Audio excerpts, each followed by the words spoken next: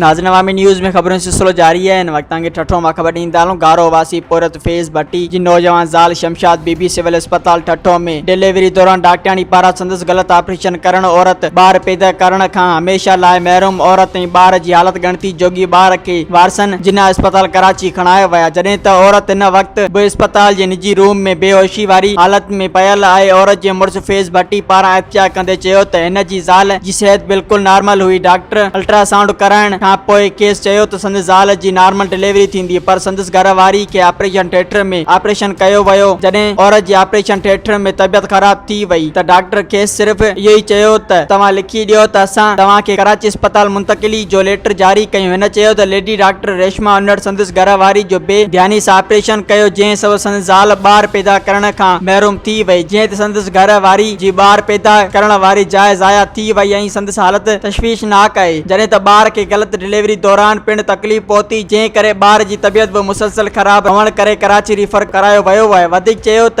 ॿार ऐं संदसि घर वारी खे कुझु बि थियो त ज़िम्मेवार डॉक्टर रेशमा उन्नड़ स्टाफ हूंदो ऐं हिन सेहत जे आला अमलदारनि खां नोटिस वठण जो मुतालबो कयो आहे। मज़ीद खबरों और तफसीलात के लिए विजिट करें हमारी वेबसाइट www.awamiNewsHD.com।